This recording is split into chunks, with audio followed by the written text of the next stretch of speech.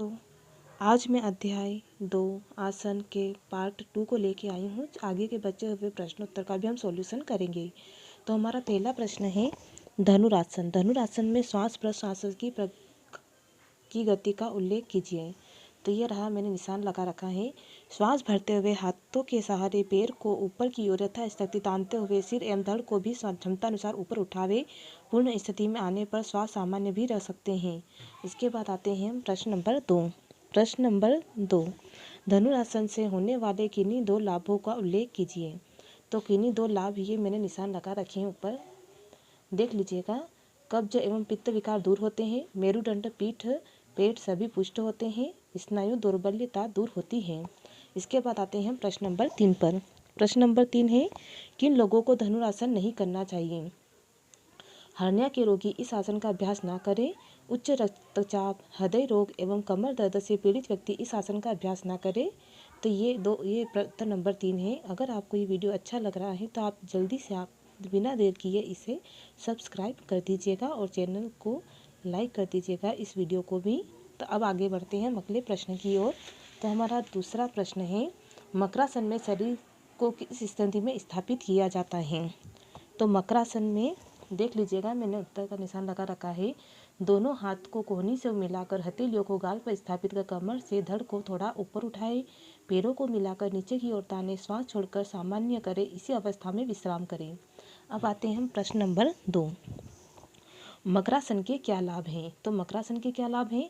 बच्चों की लंबाई बढ़ाने में सहायक, कुबड़ापन दूर होता है, क्रोध दूर होता है, उदर विकार दूर होते हैं, शारीरिक मानसिक थकान दूर होती है, फेफड़े गले के विकार दूर होते हैं। अब हम आते हैं शशकासन। तो शशकासन में पहला प्रश्न है, शशकासन का यह नाम क्यों पड़ा। तो ये मैंने निशान लगा रखा है। शशक अर्थात खरगोश। इस आसन की आकृति बैठे हुए खरगोश जैसी प्रतीत होती है, इसलिए इसे शशकासन कहते हैं। देख लीजिएगा, ये खरगोश जैसी आकृति बना रखी है चित्र में। अब आते हैं प्रश्न नंबर 2, जिसका मैंने डायरेक्ट उत्तर लिख रखा है। शशकासन में आगे झुकते समय श्वास की स्थिति का उल्लेख कीजिए। तो श्वास छोड़ते हैं, आप लिख दीजिएगा एग्जाम में इसका उत्तर श्वास छोड़ते हैं, आपको पूरे नंबर मिल जाएंगे। शशकासन किसे नहीं करना चाहिए। तो ये रहा, जिन्हें गर्दन, कमर एवं पीठ में दर्द हो उन्हें शशकासन नहीं करना चाहिए। अब आते हैं हम सुप्त वज्रासन के प्रश्नोत्तर पर। तो सुप्त वज्रासन के जो प्रश्न है वो है, पहला प्रश्न है, सुप्त वज्रासन में हथेलियों की स्थिति स्पष्ट कीजिए। तो ये रहा, मैंने निशान लगाया है। हथेलियों को जंघा पर रखें, यह इसका उत्तर है। अब आते हैं हम प्रश्न नंबर 2। प्रश्न नंबर 2 है, सुप्त वज्रासन में शरीर के कौन कौन से भाग लाभान्वित होते हैं। तो कौन कौन से भाग लाभान्वित होते हैं। रीढ़ में अभूतपूर्व लोच उत्पन्न होती है, फेफड़े तथा हृदय पुष्ट होते हैं, गर्दन संबंधी रोगों के उत्पन्न होने की संभावना नहीं रहती, नेत्र ज्योति बढ़ती है। इसके बाद आते हैं हम प्रश्न नंबर 3। प्रश्न नंबर 3 है, सुप्त वज्रासन के अभ्यास के दौरान कौन कौन सी सावधानियां बरतनी चाहिए।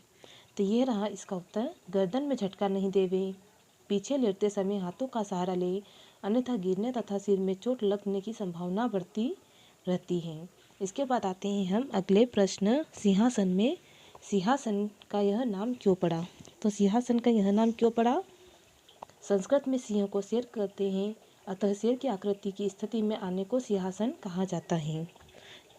फिर आते हैं अब अगले प्रश्न पर, सिंहासन के अभ्यास में जीभ की क्या स्थिति रहती है। तो इसमें अब जीभ को बाहर निकालिए जितने निकाल सके, जैसा चित्र में दिया गया है। सिंह जैसे शेर अगर जीभ को बाहर निकालता है वैसे ही। अगला प्रश्न है, सिंहासन में होने वाले लाभों का उल्लेख कीजिए। इससे गर्दन की मांसपेशियों का व्यायाम हो जाता है, रक्त संचरण की भी वृद्धि होती है, गले एवं फेफड़े के रोग नहीं होते, निर्भयता आती है, अभ्यासी निडर बनता है, स्वर प्रभावी होता है। तो यह मैंने दूसरा पार्ट कंप्लीट कर दिया है। तीसरे पार्ट में हम बाकी की जो अर्ध मत्स्येंद्रासन है, इसके आगे के प्रश्नोत्तर को हम सॉल्यूशन करेंगे। अगर वीडियो अच्छा लगा हो तो लाइक और चैनल को सब्सक्राइब करना ना भूलें। धन्यवाद।